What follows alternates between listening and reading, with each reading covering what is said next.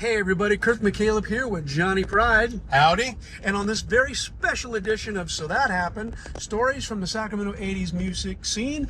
What are we doing, Johnny? We going clubbing. Clubbing.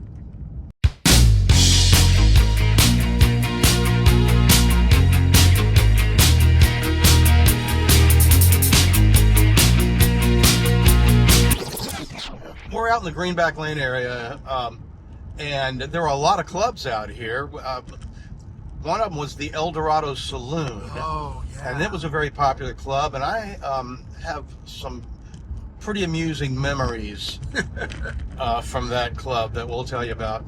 Well, and I've been out there recently just to kind of do this, the research for this, and I hate to say the building's not there anymore, but we can be in the general location, and you could maybe we could find that spot where that special story took place. I think back in the day, whether the building was there or not, we would still play the gig. Yeah, we played lots of gigs where there was no building, that's for sure. Where do you plug this thing? Yeah, the coops come to mind, right? Yeah, exactly. So, hey, we're on our way to the Dorado Saloon. All right, Johnny, right around here someplace, oh yeah, it's right here. This is actually the old site of the Dorado Saloon. Well, it's a parking lot with a bunch of other things, but the address showed it to be right here. Does it look familiar? Right where? In the parking lot. Like where the car is? Where we are right now. Like right... Yep. And they raised it and removed it. And put in a parking lot. And they paved paradise and put up a parking lot. So let's check it out. Well, this is appropriate, right? We're looking at a building where you can probably get a room by the hour. Yeah. That makes sense. But wow, this is what, at Marconi and Fair Oaks. And Fair Oaks. All right, so what's the story? Okay, a couple things. There was it was a lively scene. You know, Dorado Saloon was really, really fun. I remember one night we were playing. Greg Savalan shot the back of the Upside Side album cover at the Dorado Saloon during Swing Right when everybody was on the stage, and it was packed out. But I remember being up there one night. I was wearing the zipper on my pants slid down. The parachute pants. Yeah. Slid down. I couldn't get them back up, and it was a number that I wasn't playing a guitar on. So I had to take my mic. It was an FM mic. I had to take my mic and put it on Greg's bass amp and stand behind the bass amp and try to get my zipper back up while I was singing into the mic behind Greg's bass amp. So my hands were all moving in strange ways behind the amp, and it was a bit of a spectacle. It was quite humorous. There was a lot of bands that played here at the Dorado. It was one of those places where a lot of cover bands played as part of a circuit. Yeah. You do the circuit, and you could pay your rent just playing this circuit. I think one of those places was the Shire Road, wasn't it? Yes, Shire Road Pub was one of those places. I think the Ramones played there. Yeah. Or maybe that was Slick Willie's. I can't remember. But so there's about 5 or 6 clubs out in this area that were packed every night. And Dorado was one of them. That's right. Hey, well, let's go check out the Shire Road Pub, shall we? That sounds good. All right. You know, Johnny, we just got through with the Dorado. You know, we might as well go by the Entertainment Factory because it was on Fair Oaks Boulevard as well. Played many gigs there. Yeah.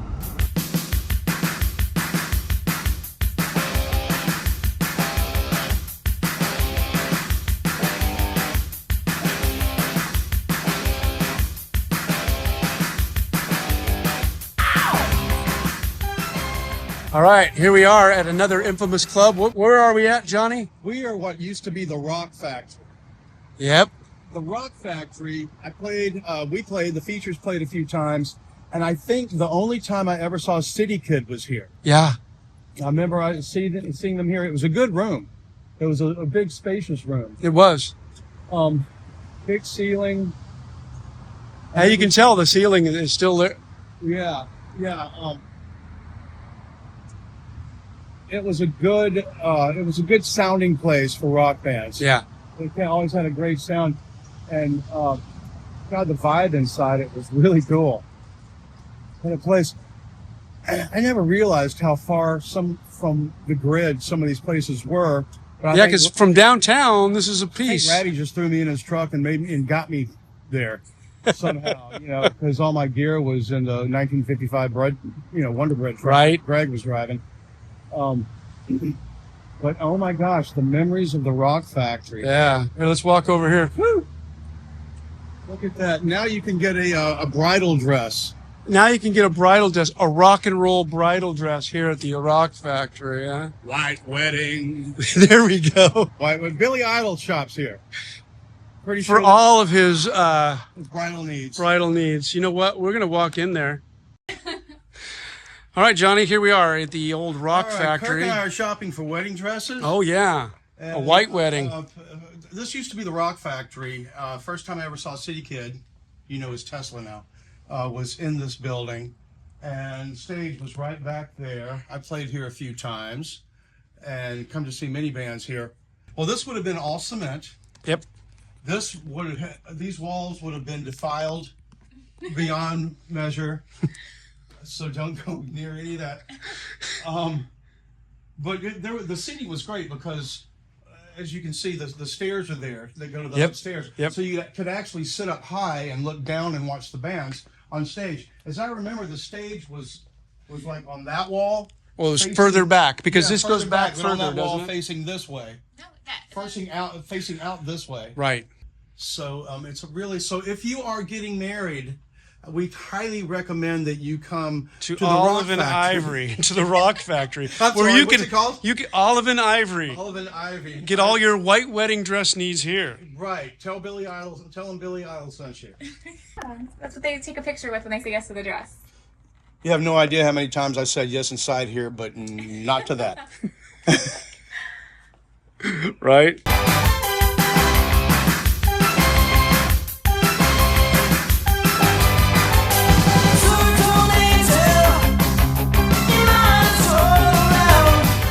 Okay, so we're getting close here to where the old Shire Road pub was. Actually, we came here last year, remember?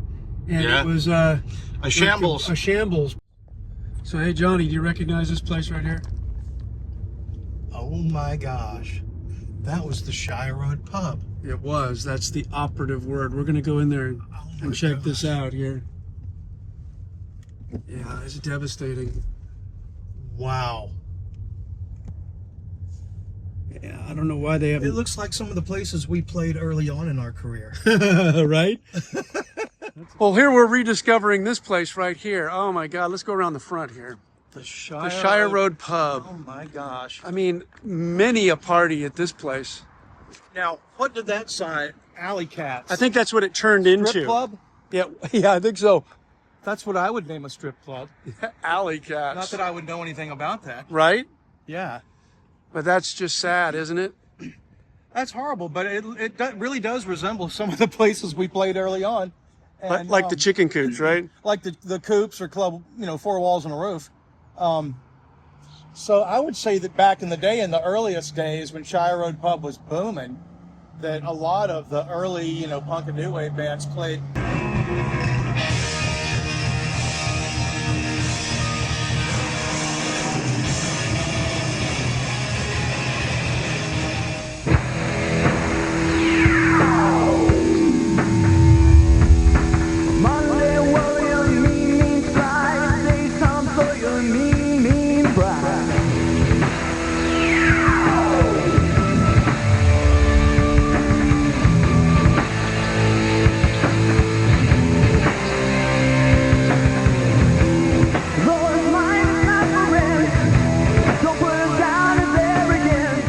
Let's go back over here. We can kind of scope out where I remember exactly where bands used to play, and it's kind of sad that it's Yeah, where's the load in? back here. For some reason, musicians have very fond memories of Where we load in, right? Where we load in, the load in spots. That's what we remember. Yep. Yeah, the van, would pull in there. And Yep, I think it was on the other side is where the door was, but right over there was where the lighting rig was for. And how long has this place been like this? this happened in the latter part of 2023.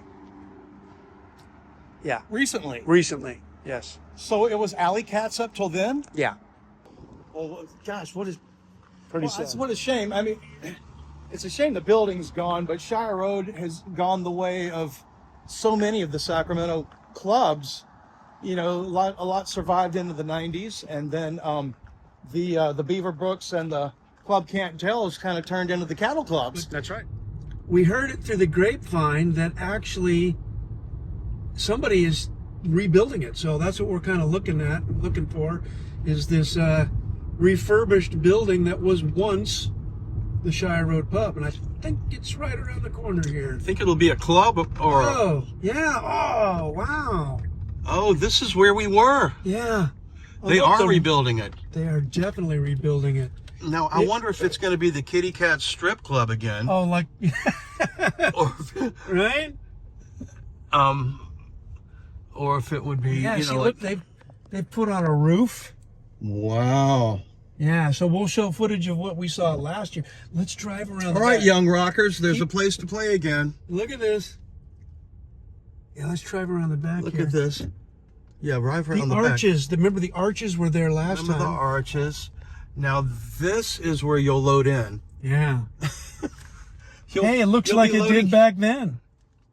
It's like they're going to make a car wash. It does, doesn't it? It really does. All right, here, I'm going to turn around. All right. Yeah, it does look like it's going to be a car wash. Yeah, I doesn't think it? it's going to be a car wash. But Shire Road Car Wash. I think that back when Randy Caton had his car wash, we would have played there. Right? I never got to play here. Did you guys play here? I didn't. Pride and Peril, right? Yeah, we didn't play here until we were Pride and Peril. Pride and Peril 3.0. Oh, okay. That was with Vinny and Showing over there. Charlie. The front. Hey, look at you guys. Yep. Well, somebody's rebuilding it, and like we said, it looks at the back like it's going to be a car wash, but who knows?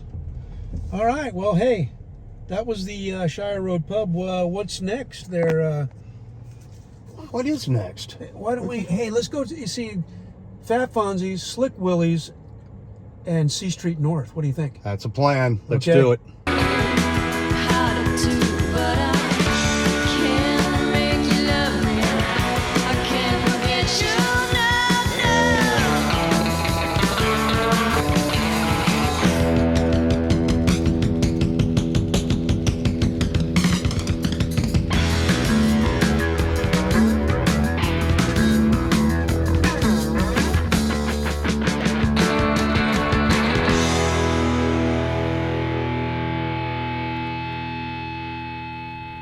All right. So we're at the old location of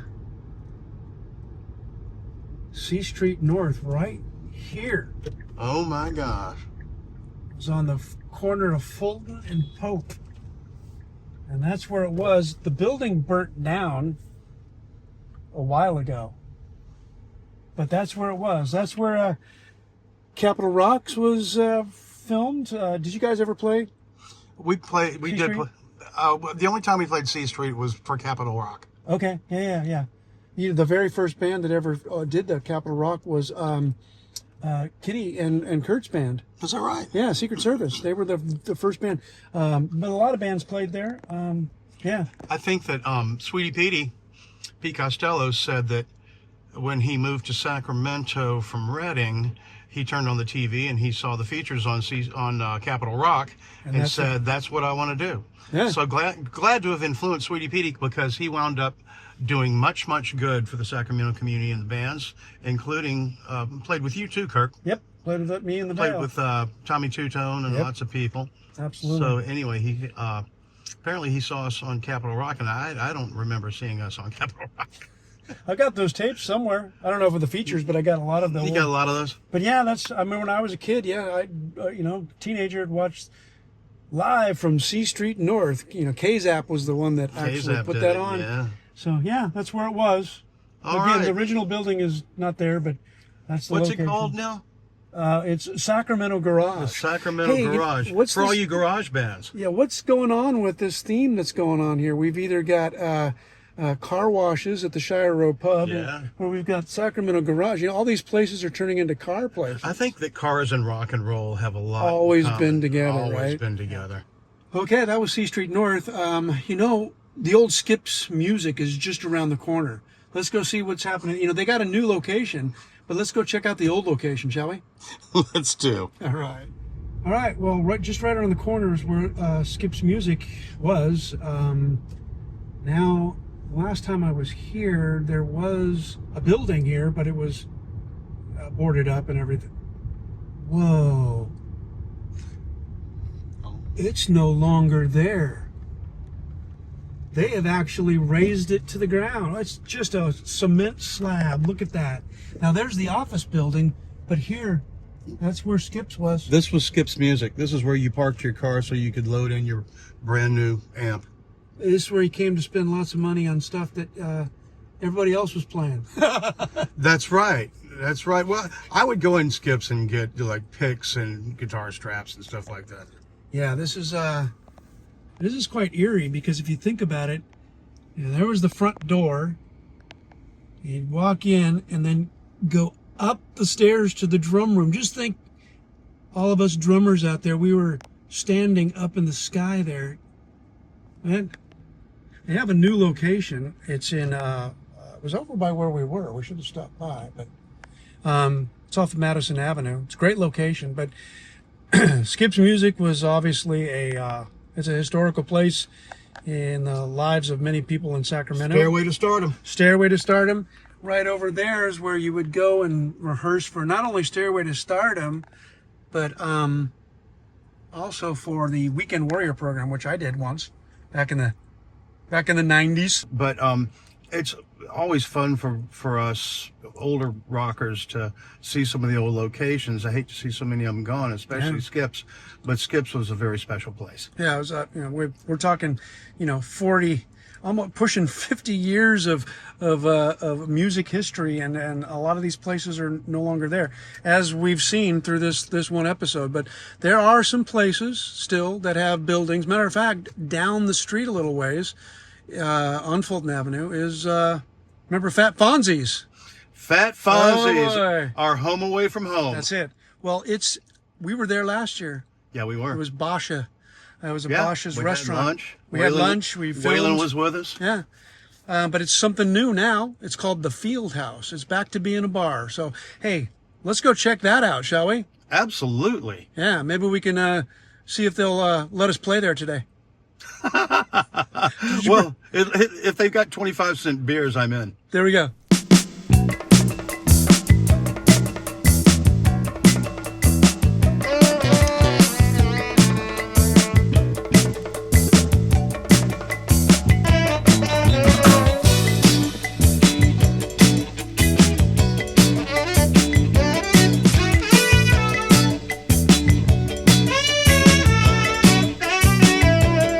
I've been trying to groove your body.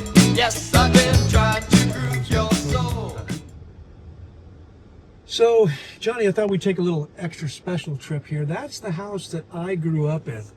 It's not much to look at now. When my dad and I were taking care of that yard, it was absolutely gorgeous, and he made me work real hard every Saturday, or I couldn't go play with my friends. It doesn't look that good right now, but it was the house on the block. So anyway, this is where I used to live, and we're going to take a special trip here because we've just did a kind of a series about the Vox Room. The Vox Room is actually right around the corner from here. Every day I'd walk to school, and on my way home from school, this is the route that I would take coming backwards, and I would go by the Vox Room every day, and I'd listen to Larry Gosh play the guitar. There he sold me my Hondo. Sold me my first guitar, and we just did a series with both Gene Thorpe and Larry Gosh. My best friend Kenny Barbero lived in that house. What's up, Kenny? What's up, Kenny? Anyway, this is the route that I would take to go to school, but it would take me by the Vox Room, and the Vox Room was a magical place because not only could you buy your musical equipment, but they had some musicians there, Tony Day and Gene Thorpe and Larry Gosh. and these guys were the OGs of the music scene. You know, they were playing in bands before when I was basically still in diapers. Long before I ever got here. But this is where I'd walk. And now I've gone by here quite a few times since then, and it's still actually a store. It won't look like much. It definitely doesn't look like the real Vox Vox Room. Room's online now. Yeah, the Vox Room's online. Gene actually has the rights. Gene Thorpe has the rights to it, and so you can go to Vox Room online. But the guy who owns the business now here, the Vox Room, which is coming up, the old Vox Room, he has a sound reinforcement company, and so he builds PA systems for event centers and churches and schools and all that kind of stuff. So this is where it was. Where? Right here. Oh, that's right here was the old Vox Room. This was the Vox Room. Yep, the old sign was right up here.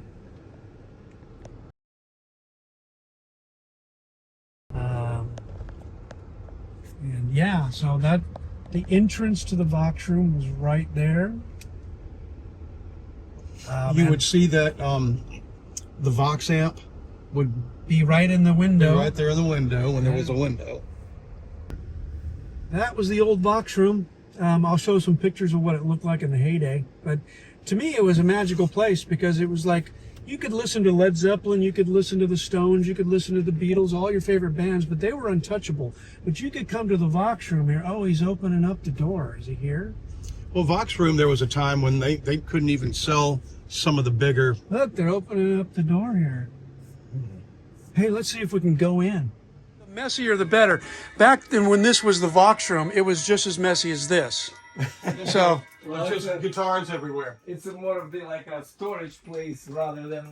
yeah, but see, there's still musical instruments in here. Instruments here. I think you still have some of the same counters, don't you? That no, was here before? No. There was nothing like it was before. You know. No, but like, you know, that's the kind of counters that they would have here. Yeah, it wasn't like that before. So everything was remodeled here like 20 Yeah. years ago. So. But the fact that you still got musical equipment and sound equipment in here is just incredible. So I used to walk here from down the street. I lived down the street. We just actually interviewed Larry Gosh and Gene Thorpe, who were salesmen in the Vox Room. So really? we just interviewed Sold them us our yesterday. Instruments. Oh really? Sold us our first I instruments. never met them because when I bought the building in 2007, there was like they did repair. There was like registers for the stores. Yes, that's yeah. What they sell, and they were selling it for like over 20 years. Oh, wow. And that's when they sold the building to us, and we actually turned it into Yeah, equipment, yeah. right? Yeah. So this is That's what there was Skips Music and K&K. Yeah. And, K&K. I remember the K&K. It's just down the street, yeah. And it was like Cottage and Fulton. Yeah. Yeah. So in the Vox Room, and we we spent a lot of money in here. Yeah. What was a lot of money to us? Well, yeah. At the time, now it's probably would be It was way probably more. nothing. Now it's lunch. Yeah. Thank you so much for your time. This is awesome. No problem. All right. No problem. Wow, Johnny, that was incredible. That was so fortuitous. We 'cause just got out of the old Vox Room. We were doing that drive-by, and I thought, yeah. And then the door goes up. shoot some exteriors, and all of a sudden, dude comes walking out of the place. That was amazing. So the documentary gods are smiling upon us. Yes. Yeah. So now, since we're in Somebody the area, found a rabbit's foot. there we go. Since we're in the area, we got Slick Willies, we got Fat Fonzies. We're going to spend a little time there at Fat Fonzies We because go by Bitter Creek, we go by Bitter Creek, and which was Spanky's. yeah, and might as well also go by Lord Beaverbrooks, which is now a Zinfandel Grill. Yeah. So I think maybe Sean is going to be showing up there at the Zinfandel Grill. Sean O'Callahan. We got another special guest. that's Rhythm gonna be- School. Yeah, I played with Sean in Rhythm School. I think we got another special guest coming up here in a little bit too. Isn't Dave Perry's going to be with us, right? Dave Ratty Perry, who everybody knows, and Dave knows everybody, has been really helpful my whole life, just in rock and roll. But he is a great resource for us because he remembers everything. He was there for everything. We He have a hard knows time. everybody. And we're like, where was this? And he goes, oh, it's across the street from my house. Let's go check out Slick Willie's. It's just around the corner. just around the corner. Now, Slick Willie's was kind of the beginning stages of the scene in Sacramento, but weren't some popular people that played there, wasn't there? The Ramones played there. The Ramones played there. Wow, what year would that have been? I would imagine it was probably later 70s. The later 70s when, probably their first tour ever. They'd just been playing CBGBs in New York and all that. And Right. Then they signed a Sire, and Sire put them on the road, and I would imagine they were just booking them any place they could book them, and I think Slick Willie's was more of a place that had blues bands and and cover bands and things like that, and some rock bands. We're going to turn here on Cottage. You know what was also right around the corner here was K&K Music. K&K Music, yeah. So One of here- the big four music stores. That's right. So right here was where Slick Willie's was. What, here? Yeah. This place? Yeah. That was it? That was Slick Willie's. And then, oh, wait a minute. Look at K&K Music right over here. Well, K&B Auto. Now it's K&B. Wait a minute. There's a theme going here. Well, one of the K's got kicked out and B joined. Yeah. So I'm not sure if that's the actual building, but this is what the address said for Slick Willie's on the one of the cards that you gave me. They either modified the building or they raised it and built something else. That could have been. Because And Slick then, Willie's been closed for decades. and this was K&K Music. Now it's K&B Auto. So Yeah, they got one of the K's didn't make the cut, so they got B in there. they got B in there. Yeah, that's right. Switched the cars.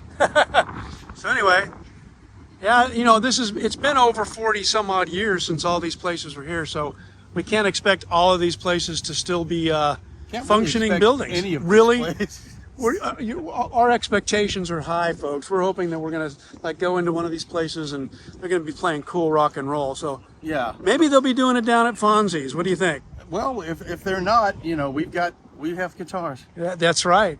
Maybe they'll let us play. Okay. All right. Well, here we are again. This is the old Fat Fonzies, but now it's the Field House. We were here a year ago, and it was Basha's restaurant. So this place, we got it fully covered, but what a great place this was to play, Johnny. This was everybody's starting point. Yep. This and Bitter Creek were That's the starting points for the bands, and then the scene downtown grew. Absolutely. And that became crazy, and with all of a sudden 30 clubs. But you always played Fat Fonzies, and the features played here a lot. And we had theme parties, we had spy parties, we had Halloween parties. Yep. You had a regular crowd who was here in the afternoon and the night, in the evenings. You had 25-cent beers, Pac-Man machine, and it was just an outdoor. There was a little outdoor place. Part of it, you could sit outside.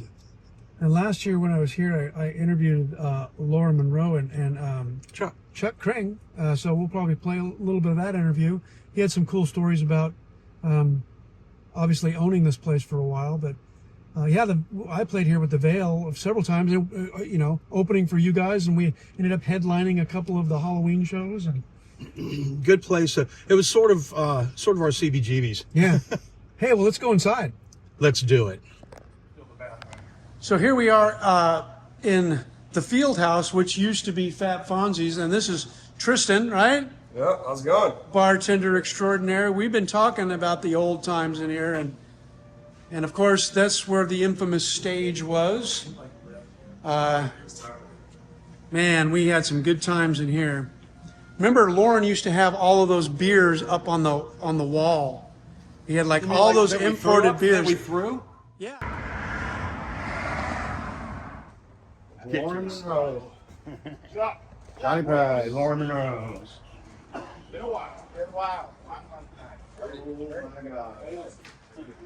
What do you think, Lauren? What was right here, Lauren? Office is right there. Right there, still is. This is the bar right there. All the way down. Go to the walk-ins, Don. Where would the girls make the sandwiches? In there. Right in there, huh? In the kitchen there. Hello. How you doing? I'm the builder here. He built this place. From a liquor stores. It's a shell. Work nights and weekends on it. This used to be a club where bands would play. We're gonna put it back as a club or what? You know, we could play some music. Had a walk-in box. New hood. Yeah, it's working. Does any of this look the same, or has it all been redone? All done. All redone. Yeah, they redid it. All new. Yeah. Very good. Pizza oven over there. Got some ovens. Very cool. Very cool. So the stage was right over there, wasn't it, Lauren? That's right. Right here. Always step back and forth. You like a story? I was working on the stage myself, and this long-haired guy that played drummer in one of the bands, comes up to me and he's been down. You want me to help you on this stage, you know? And I, nah, you'd be okay, you know. And then he was the best carpenter I had working for me later on, like 10 years later. He tells me, yeah, I came up to you and offered help, and that was you. I remember it specifically, but you know, he offered the help, and I poo-pooed him, and he was quite the carpenter. Could help me a lot, but There you go. All right. So, Lauren, talk a little bit about how you even bought the place. How did you get involved in being a club owner? But it was a slow process. Had a friend that was a beer salesman, and he knew this place was coming up for rent, and the liquor store. It was a liquor store with just one little toilet in the back, and he figured we could get into it cheap and all the money you can make with the beer. Right. So. And he happened to be a beer salesman, so it was a way for him to push his beer too. And I did restaurant repair. My dad bought a restaurant repair business, and we did a little light construction for restaurants, and you know, fix them up, a little this, little that, repair work. So very familiar with the equipment and with the facilities. So I was working as an engineer at the time. We started working on it nights and weekends for about 6 months, and put it together, bar and deli, and then it changed from there. It was going to be the importers. They were asking about the importers' wine and deli. You know, that they thought we were going to sell wine and deli and be kind of a family place, and then we were struggling, and Barney came up. Somebody probably approached him about doing an open mic night. We started with an open mic night. He was running it. I was working out of town at the time, and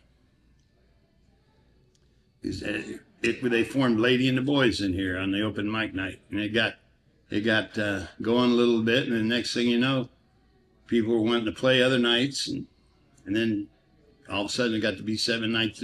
7 nights a week we had a band in here. Yeah, and it was the happening place for a good long time. I know I have great memories of playing here. It was a scene. Yeah.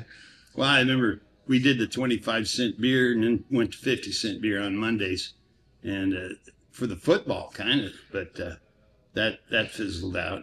And at any rate, I remember that we'd pack it out with Monday night. That was kind of where we gave the bands a little treat, because we're selling 50-cent or 25-cent beer, so people would pay a heavier cover charge. Yeah. So the bands, I always made the deal with the bands. They could. Well, there's one band came in and said they wanted to do Monday nights. Well, they did after it was going. Yeah. Yeah. They all went to, well, you know, I'll even do it Monday night. You know, I don't care. You know, I just laugh and go, yeah. Even everybody else wants to do it Monday night. You know, because it was romping in here on Monday nights. But it got to the point where I'd make everybody play on Tuesday. New band, you play Tuesday, audition night. You know, that way I could fill up Tuesday because nobody wanted it. And Tuesday got to be the biggest night of the week. Wow. One unique thing about Fat Fonzies. Yeah. It was before the craft beer, which everybody's craft beer now, right? Yeah. In this place, Lauren had 13 beers on tap. And 120 beers to choose from. There's 150. There was 150. 200, but I didn't want to get false advertising. At 200 bottles of beer, and people would go. They had that on the wall. I don't know if you remember that. Yeah. They were all lined up across there. People would start at one end and try to get to the other. And I never, Not in one city. well, I was scrambling, you know, it was a learning experience every day. And hell, if I had it to do over, another regret, I would have had T-shirts. I would have given away a T-shirt that said I drank the wall or whatever, something like that, because there was a lot of guys that like to do that. And I found out later, I drink every one of them. They tell me that all the time, you know, that they got every beer on the wall. And I thought, damn, I would have did a T-shirt and gave it to them. Like the oysters, so it's Monterey Bay. 200 oysters. Okay, we're sitting here in what used to be Fat Fonzies with Dave Perry. Everybody in Sacramento knows Dave Perry, and he knows everybody in Sacramento. And I can't believe you don't live across the street from this place, but he does work down the street, so there's that. I met Dave when he was a little shaver, and he was everywhere doing everything. One minute he was promoting, one minute he was photographing, the next minute he was, putting flyers on posters or working the door. Speaking of working the door, tell us something about Fat Fonzies and Caitlin working the door and all that. Well, we did a bunch of shows here. I mean, not just, with Randy, but I think we just did shows on our own here, just through Chuck and Lauren. Yeah. But I can remember sitting here working the door. I mean, this is probably 83, I would say, and making myself sick to my stomach by just chain smoking Clove cigarettes, one after another. Oh, the Clove days. Because it was the Clove days, and everyone that would walk in, we knew everyone, every girl that came through that was part of the local scene would be like, "Oh, you have a Clove? Oh, do you have a Clove? Oh, yeah." Smoking Cloves. And oh my God, your clothes reeked of it. And Lisa and Karen were serving sandwiches to us from behind there, and they always had plenty of cloves on. Oh, yeah. Yeah, no, this place was, we would come here in the daytime on the weekends just to have lunch and have a beer. Or 6.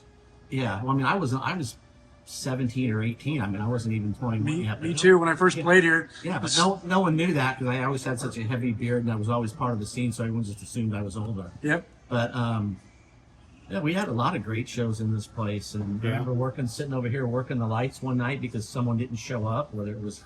Yeah, the light console and the sound was like right about there, wasn't it? Yeah, it was right over here. Stage was right here. Yeah. When I first met him, the way that it happened, I think it was through Randy Caton. I'm not positive. So I met Randy through you. Okay. I just remember talking to Randy on the phone about taking pictures at a show here one night, and he's like, "Why don't you call Johnny up and try to work out the details?" Because my dad was a photographer way back, and I won't get into all that. But anyway, I had seen you shooting at Galactica. I saw you running around with your camera. Yeah. So anyway, I called up Johnny. I was working for Tower Records at the time, and I called up Johnny and said, "Hey, I want to come to the Fat Fonzies or wherever you guys are playing and shoot some pictures of you." So he goes, "Why don't you come by the house and listen to some records?" So, I was working at Tower, so I just made myself a nice little goodie bag of stuff to take to him. So I rolled up over to his house on Clinton Road, and you were still married to Ellen at the time. Yeah. Oh, well. Yeah. And so, this was Steve Grace lived right next door. Yeah, this was 80. This was like summer of 82 because my dad had passed away earlier that year. So I was still 17. So I remember going over there and Johnny playing me demo tapes and stuff like that. And we just kind of, he's 10 years and 1 month older to the day than I am. On the 3rd. Wow. Yeah. So we just kind of hit it off and have been side by side for the past almost 50 years. Going on almost half a century. Isn't that crazy? It's crazy. You were talking Which about... is weird for a couple 40-year-old guys. Right, yeah. These are the clubs that we used to play. Here and here. Okay? There was a lot of them. Yeah. There's a few of them. And you'd just be like... So we'll call this segment, Go Ask Dave. Yeah. Right. Johnny Pride, Ask Dave. Let's start down towards the water. Tootsie's. Old Sac. Was there a few times, but not really involved with that place too much. Yeah, I think we played there once or twice. I think it was in a basement or something. Okay, different story. Harry's Bar. Oh, Harry's Bar and Grill.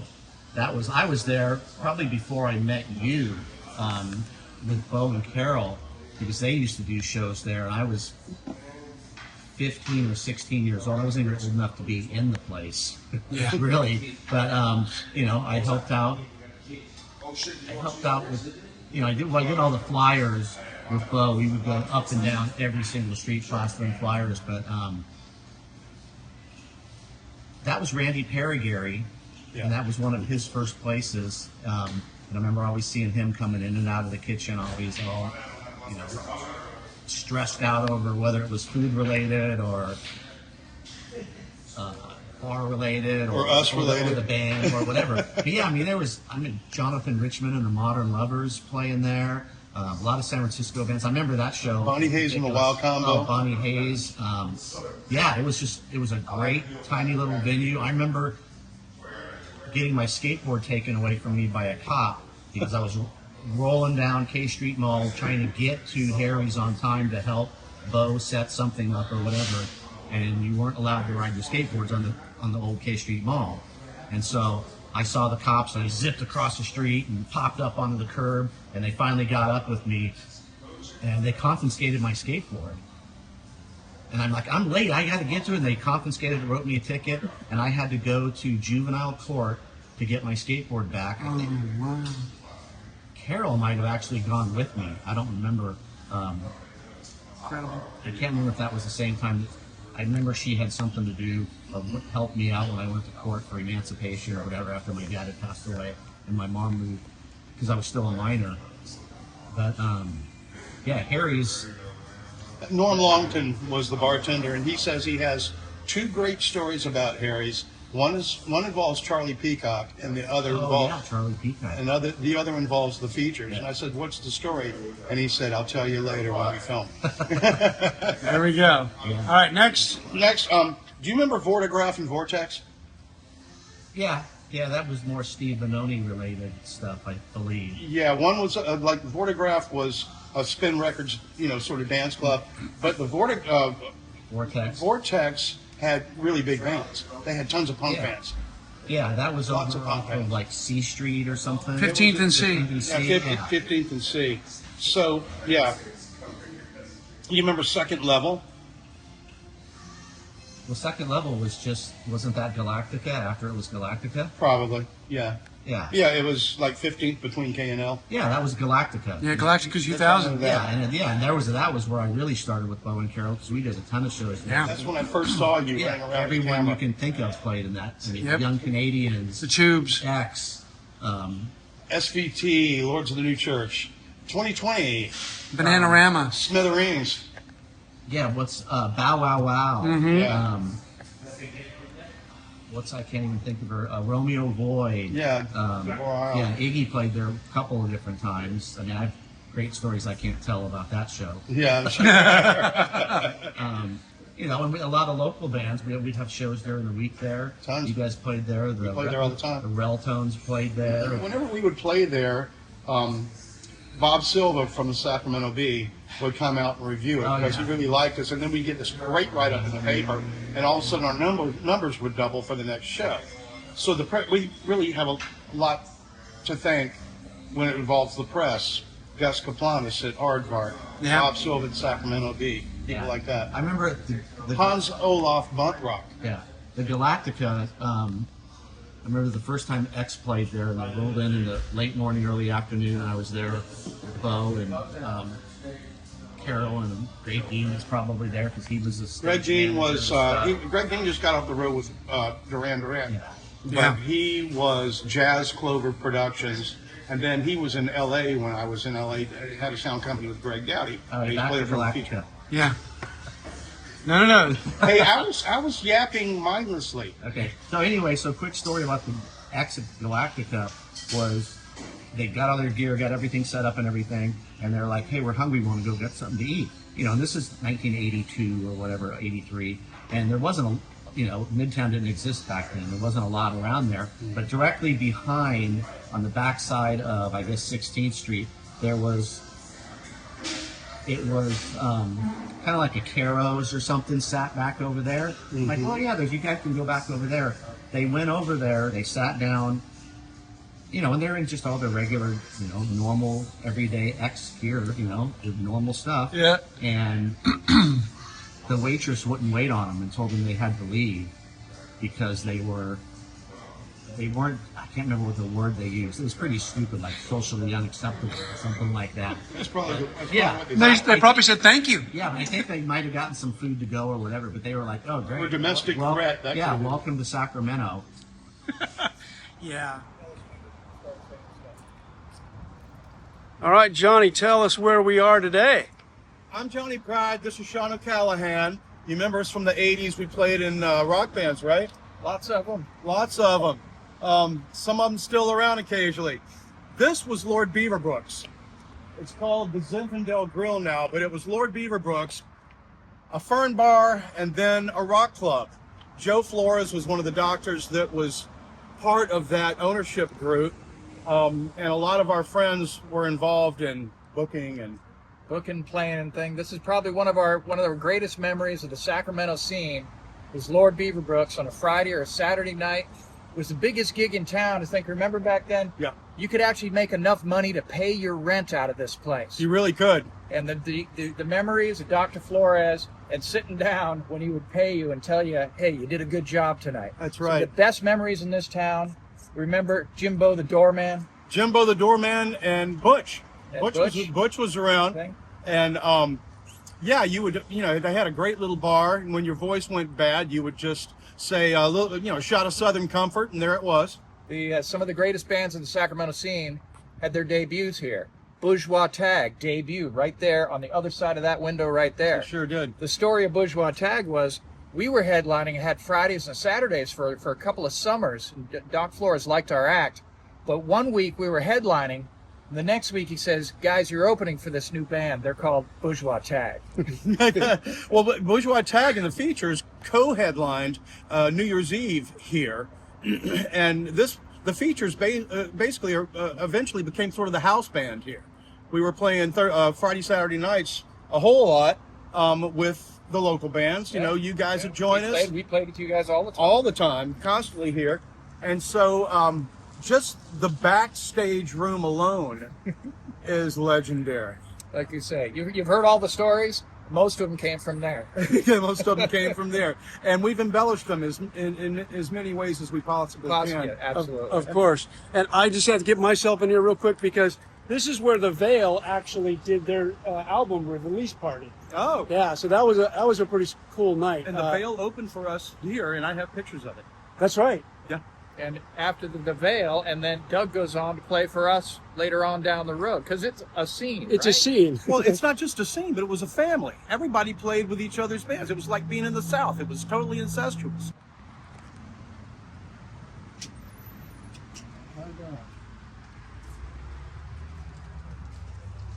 Was this here? No, that was the back room. that was the back room. That was the backstage room. The backstage room was right there. The stage was right here. It was something, yeah, something. It was Sacramento's. The stage was right here. No. Yeah, we played on it many a times. Right here. I remember. Right there. Now we have another one. That was the backstage area. So you had a bathroom right there, and then a hallway, and the backstage area was right there. If that place could talk. But the bar was still in the same place. Okay. Yeah, that was it. You walked right in the door. Yeah. Stage right there. And this, this was full of people going crazy, and the sound, the people were. They had a great sound system here too. I love music history and everything. I took a history of rock and roll class last semester. Oh, you did? Yes, I got it. Were we in it? Probably. Well, it's Our misdeeds. You seen the Doors movie?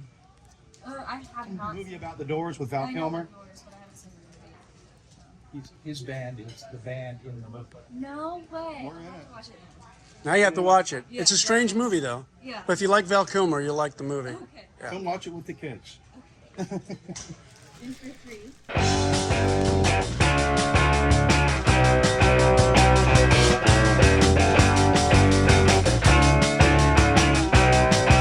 I wear my love like a coat off the rack. If it doesn't quite fit, I over here, Johnny, right by this Del Taco, where that big sign is. That sign has been there forever. But see, it's the Battery Plus store. We're going to turn around and go in there. That's a historical place. That was the Bitter Creek Tavern. Right. Then it became Spanky's. But even before it was Bitter Creek, it was a place called the Blender. And Gene Thorpe was telling me that they had a stage right above the bar, and they used to play there. 10-cent beers. We like 10-cent beers because all we had was 10 cents. That's true. And most of these places let you get the beer for free. But I was playing there before a lot of these places. I was playing before I was 21, so I was getting free beer. We was drinking beer. I was still getting free beer. Yeah, At no, I can't 18, remember. 19, 20 years old. During the 80s, I don't remember really paying for food or beer or anything else. Johnny hasn't paid for anything since, what, 1992? Something like that? Probably since 1975. Is that, yeah? Yeah. All right, so we're turning around here. We're going to go by what used to be Spanky's or Bitter Creek. And before that, the Blender. The Blender. There it is. It's a Battery Plus store. Hey, at least there's some good energy still happening there, right? Get it? Good energy. Right. This place is electric. Wow. So this was actually Bitter Creek Tavern. This was the Bitter Creek Tavern. How many mornings did you step out of Bitter Creek Tavern only to see the daylight? Exactly. I mean, you'd play here and you'd just stay. Whit Wachowski would turn on the taps and Russ Martinez would hang out, and we would just, everybody would be on adrenaline from the show, and we'd be loading up and tearing down and all that stuff, and then we'd just stay for beers because it'd already be 2 o'clock in the morning. The place is loaded with people. The place is loaded with energy tonight.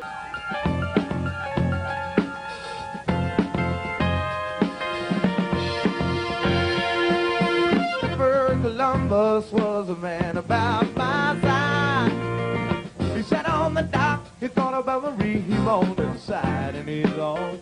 How can she love me without a home in the country? And that's a rare thing, so she let her come by.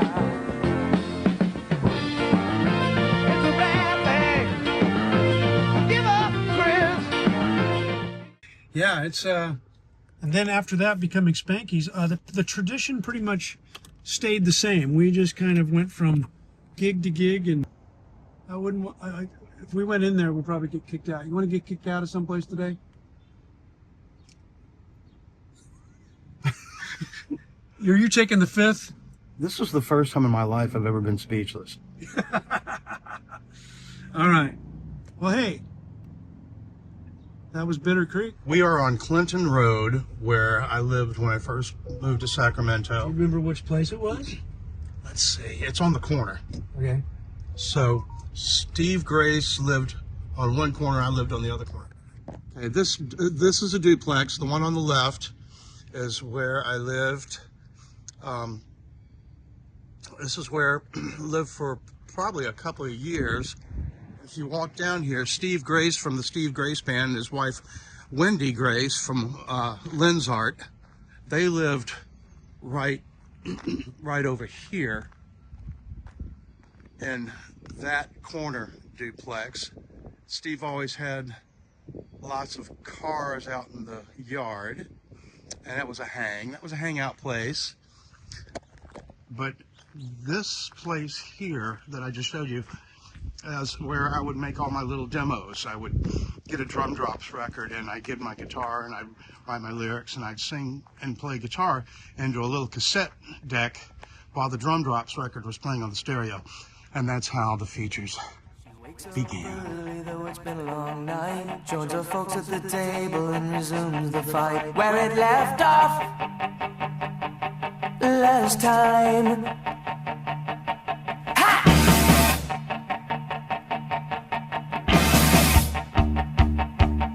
She'll go the practical route just like her brother Spike. She protests her decision and they look at her like she's committed. All right. Hey, well, Fat Fonzies was great. It was great to talk to Dave. That was fun. Since we're going to now head downtown to all of these clubs that were downtown. But the first place we got to stop at is right off the freeway off of East Street. What do we got there, Johnny? I think it's a cop bar. It is. Or it was a cop bar. It was a cop bar, but it was the Pine Cove. The Pine Cove. Yeah. Curtis Mick from the Features used to bartend there. Yeah, it was. This is the hangout for a lot of cops. A lot of after-hours parties with bands, or you just come here to nurse your hangover by getting another hangover. I've had many a libation at the Pine Cove. There it is. There it is. The sign's still there. Yep. It might even still be open. Let's go check it out. Okay. The Pine Cove. Yep. The infamous Pine Cove.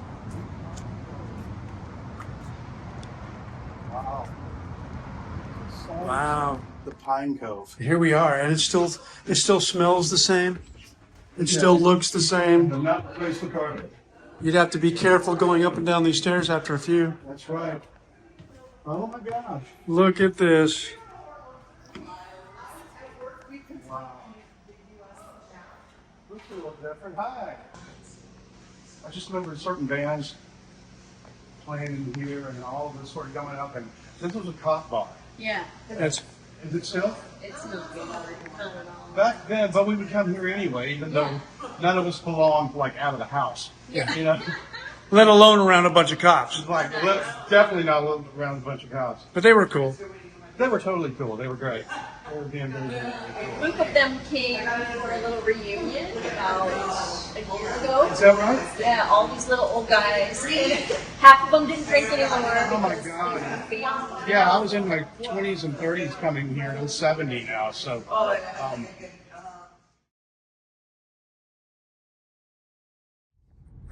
Where's Galactica 2000? Right here. Right here. Okay, this is where Galactica 2000 was. Oh. Right here. It's this new restaurant. I've actually been in here.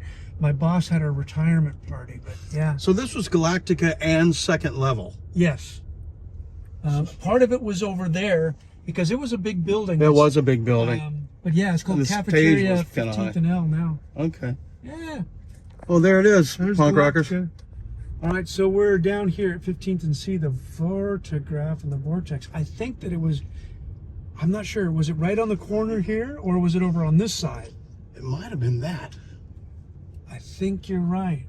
Because a lot of this stuff, you know, looks different, obviously. Well, it was warehouse space. Yeah. It was like warehouse space. I think this was it. Yeah. It used to be right up there. Yep. There it is. Right up there. Yeah. I think I've got some pictures of the windows. Yeah, we do. There. We have pictures of the inside of it Now, do you as remember? it is now. Yeah. Now, who played there? Do you remember who played at the voter? We have posters that you'll be popping into this episode that show all the bands that were playing there. Yeah. There's a ton. Amazing. All right. Well, another one down, Johnny. Where to next? Hey, let's go to the Stuckco Factory. All right, let's go to the Stuckco Factory. All right. That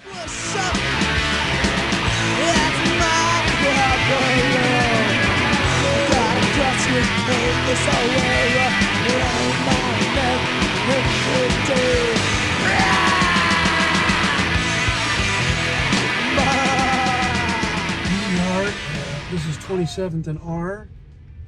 The railroad tracks are here now. I think the railroad tracks have been here before, but now it's being used by light rail, whereas before it was trains. But right around here was the Stuckco Factory. Now it's nothing like it used to be. Obviously, this is a much more modern building, but right in here, this is where Steve Benoni had his place.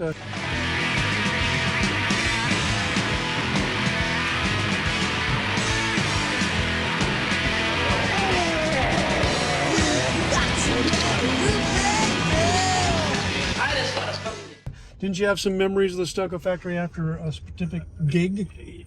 Yeah, we played with REM at the Crest Theater. REM and Let's Active. Yeah. Played with REM and Let's Active at the Crest Theater, and then we wound up at the Stuckco Factory, and we had a really good time. And Michael Stipe sat in the corner and read poetry. Yeah, this was a place where artists and musicians could just hang out and get creative and just be themselves. So yeah, we'll show some of the pictures of the old Stuckco Factory, but yep, there's where it was.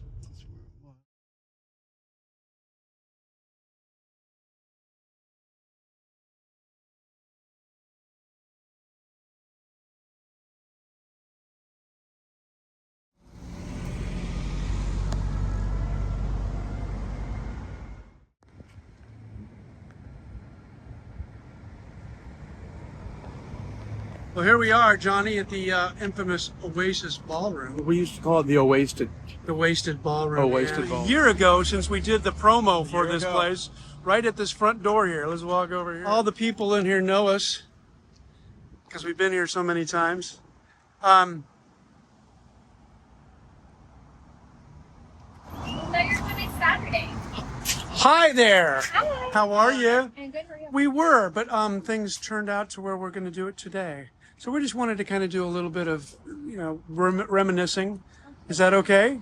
How are you, Sarah? Here too. I know. I remember you. Yeah, hey Sarah. You know what? Since I have you here, Oh, no. how did you come to buy this place? Word to mouth, but I've always loved this building. It's just amazing. I love the architecture of it, but now I know the history of it. That's so right. It's even better. I remember when I first came in here. She's taking us back here to the back where they've got crab shop corners etched into the. Oh yeah, look at that. Isn't that cool? Yeah, and then Dave Dittman got the place and changed it to the Oasis Ballroom, named after the Maria Muldaur song, "Midnight at the Oasis." It was a big hit single then That's awesome. by an artist named Maria Muldaur. Now, didn't you say that there was like some really weird orange tile that was in here? No, the floor was just. The floor was just orange. It was orange like this. So we Yeah. grinded it out, and when we were grinding, this came up, and so we're like, should we keep it? So we kept it. Yeah, That without is a doubt. history. That's history right there. I know, and I found out that it was the Oasis by that, and then trying to take the marquee down. And Yeah, that was hard. I was told I can't because it's historic. Aha. And it's also like steel frames in the building. I would have needed a crane. Amazing. So I'm actually working on refurbishing the sign. All right, very good. Yeah, you've been obviously so generous allowing us to film here a couple times. This particular episode that you're going to be on is going to be about all the clubs that we played at for all the years that we were down there. We've been to how many? 40 of them. There's about 40 of them. So we're going to each and every one of them and just kind of talking about our memories about it and everything. So yeah, I am. I'm glad you came today because the farmer's market would have been crazy. It would have been crazy. Yeah, it would have been. Yeah. Thank you, Sarah. Yeah, thank you. All right. Nice to see you today. This is kind of where it all started, with the whole series. We filmed the promo, like we talked about, right here. I had my buddy dress up as a cop, and obviously Johnny was the rocker that didn't know what year it was. Yeah, but I didn't have to stretch very far for that role. Dave, Waylon, I'm out here. Don't start without me.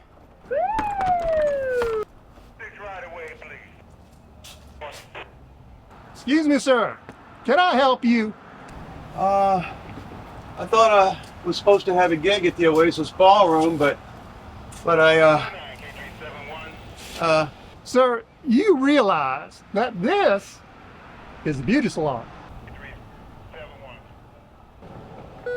Dispatch, this is Taylor.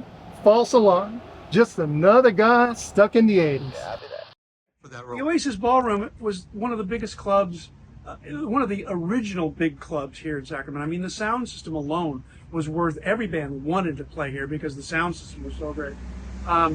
But David Dittman did a great job of bringing some really big acts like 415 and Blue Oyster Cult. Well, all the local sort of rocker bands that play here, Ian Shelter and Target, and all those bands were playing a lot. You guys played here? We played here a lot. We headlined here a lot. We also opened for bands here. I think we opened for Night Ranger here. Yeah.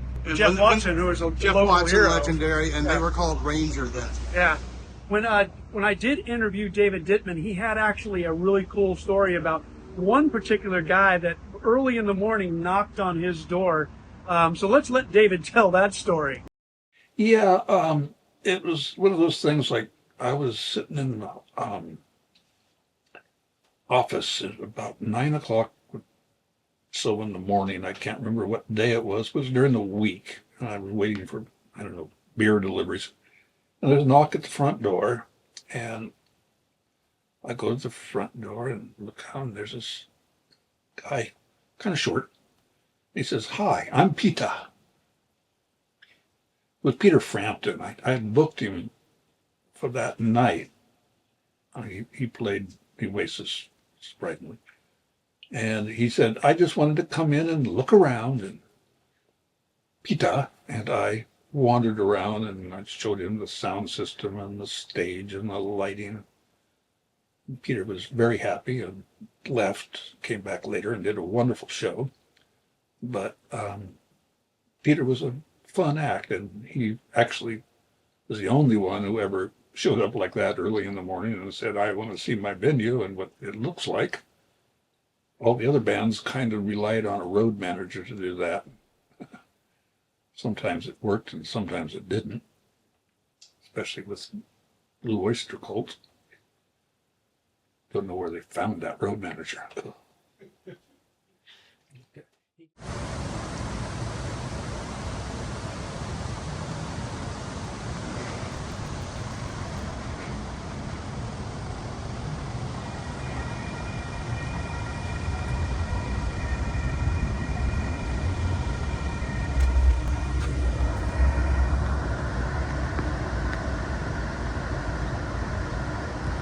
All right. Hey, Johnny, now we're going to go to the back area where we used to load in, load out.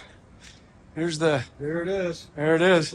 We would Come on park up. our little 1955 Wonder Bread truck right here and open up, and the bands would load in and out right here, right to this fire door. That would take us into the club. We'd set up and then go up just a few stairs to the dressing room area, whatever. It was dressing rooms, if I remember correctly, on both sides. On both sides. Yeah. And I don't know if anybody was dressing in there, but Oh, yeah, right. we were doing something You're in doing there. something. After which we'd usually have a run in with the law. Right out here. Yeah, Johnny got arrested out here. we've got the actual proof on paper, but Johnny, you have no recollection of that. Don't remember it at all, but I saw the paperwork, so apparently it happened. I took issue with something that was going on, and they took issue with me, and probably rightfully so. The paperwork says subject was maced and thrown into the squad car. Yeah, which is always fun. I mean, who hasn't been there? So, who among us? Yeah. But this was it right here. Memories. Memories. What a great place.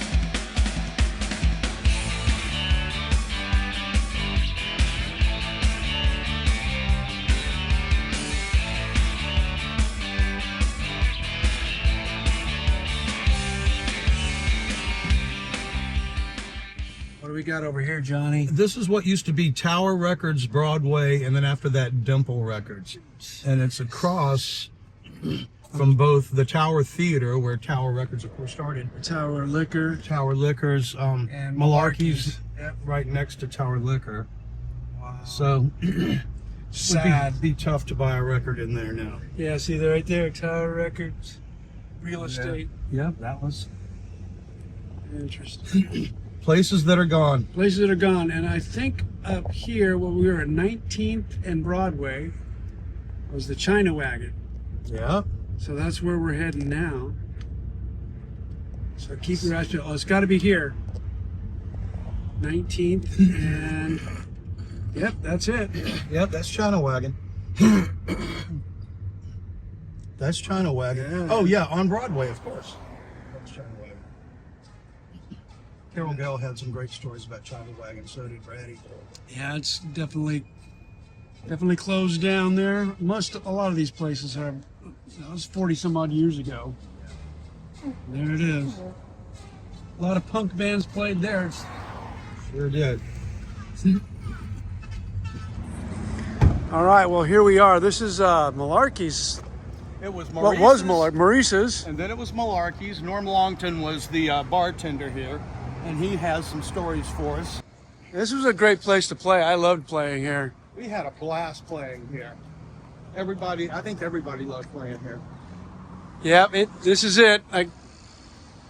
What a trip. Let's see if we can sort of.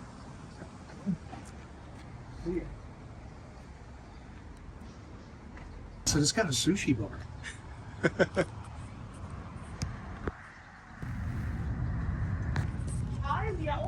Hi. This used to be a rock club. Did you know that? I think that was more than 20 years ago. Much more, 40. Well, let's try 40 years ago. Malarkeys. We both used to play here. And this was the bar, and we would play. This wall wasn't here. It was just completely open. But this, yeah. And I think after the Malarkeys, something took over before the Japanese restaurant. Yeah. Yes. Yes. It was a few things. It was Maurice's, and then Malarkeys, and then something else, and then Eddie's, something like that. Yeah. But Eddie's is very short period. We're doing a documentary about all of the clubs and the bands in Sacramento during the 1980s. So we're trying to visit a very popular place. I thought now it's popular, but now it's not as popular as before.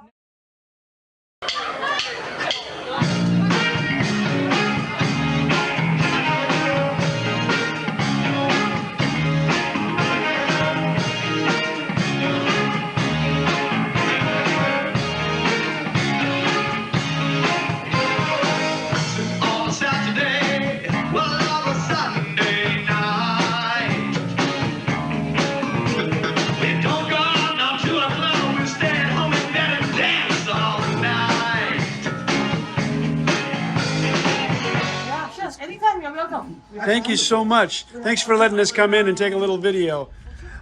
Well, Johnny, this has been a lot of fun. I think it's going to be a just kind of unique episode, just driving around, looking at all the old places that we used to hang out. It's been a thrill for me. Yeah, and great chatting with Dave and being able to actually go into some of these places. A lot of these places are just parking lots, folks, or they're, very few of the same buildings are there. But well, like we went down to where Harry's Bar and Grill was, and it was right, and Sam's Hofbrau was right next to that, which became Hamburger Mary's. But we wanted to get a shot of Harry's because it was so legendary, but it's not. The building's not even there anymore. It's part of a bigger building, so they knocked all that down to build a kind of a skyscraper. So yeah, something very, very modern, all sleek glass. Well, it's been nearly 45 years since all of this stuff. Well, darn it, I don't want anything to change. No, right? Yeah. Just keep it the way that I remember it. Exactly. Well, that's going to conclude this episode. So we just like to say, I'm Kirk McCaleb. I'm Johnny Pride. The Sacramento 80s music scene. We were there. Where were you?